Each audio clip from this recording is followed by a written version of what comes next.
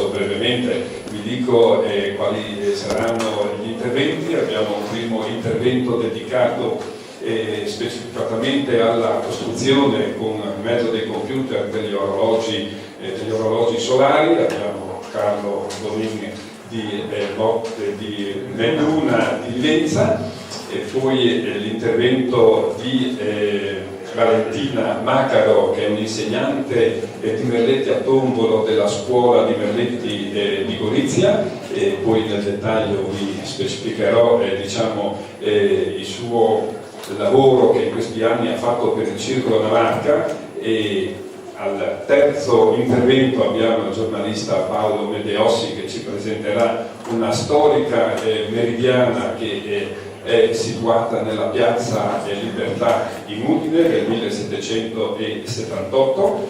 E poi abbiamo qua i ragazzi del Malignani, che hanno fatto una bellissima esperienza con un concorso anche interno, realizzando una meridiana Malignani di Cervignana con la professoressa Lucia Trezza, che ha portato avanti questo progetto. E per ultimo, non è ancora arrivato, abbiamo un intervento del sindaco Roberto Di Piazza di Trieste, che presenta l'inserimento di una nuova meridiana nella piazza di Trieste, nella piazza della Borsa, nel cuore storico della città in Trieste.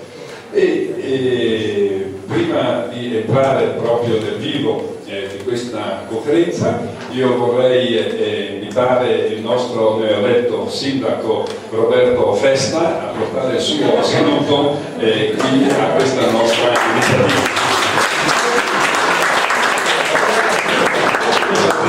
Vi ringrazio dell'applauso, è merito di tutta la gente che ci ha dato questo mandato per poter operare per questi 5 anni. Volevo intanto augurarvi una buona giornata. Oggi, grazie a Dio, abbiamo una materia prima, sole e luce, che ci permette di fare tutti i ragionamenti che vogliamo nel settore in cui voi siete competenti.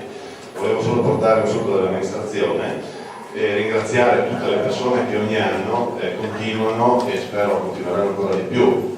Come dice Aurelio, continua ad arrivare gente da fuori delle zone, qua la sala credo comincia a essere un po' piccolina, quindi poi vedremo qualcos'altro.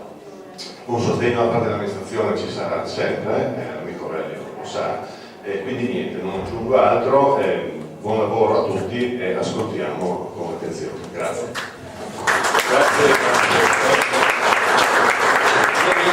Possiamo proprio dire di avere una mostra a cielo aperto, o forse meglio sotto il sole qui ad Aiello, visto che con le 4 nuove meridiane che nel concorso di quest'anno abbiamo raggiunto il numero di 75 orologi solari. Infatti queste 4 meridiane le abbiamo qui, ma ci sono anche manifesti all'esterno, realizzate da autori 3 locali e 2 autrici di Spilimbergo. Le inaugureremo queste meridiane nel pomeriggio alle 17:15 con la banda. Andremo a vedere queste meridiane, presenteremo l'autore e presenteremo l'opera. A rientro poi, dura circa 45 minuti, qui vicino sul palco, qui all'esterno, a ognuno vi verrà consegnata una scheda, chi parteciperà a questa inaugurazione, dove ognuno potrà dare il suo giudizio, il voto popolare.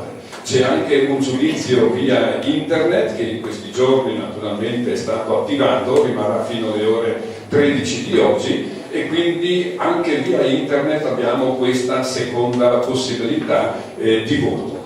Non per ultimo, perché il voto è abbastanza elaborato per dare la possibilità a tutti, anche per arrivare a centrare bene la situazione, il peso quindi popolare ha un peso del 25%, il giudizio via internet ha un peso del 25%, mentre il peso maggiore del 50% è stato dato una settimana fa da una commissione di esperti, no, a riguardo, che hanno visto le opere e poi nel loro dettaglio, nell'insieme architettonico del fabbricato, gli elementi diciamo più significativi sotto l'aspetto gnomonico ed artistico, dando il proprio giudizio. Il giudizio si dà in una maniera molto molto semplice, da 1 a 5, 1 è il voto più basso che si può dare alla meridiana, 5 invece è il voto più alto. Il voto naturalmente deve essere dato a tutte e 5, tutte e 4 le meridiane.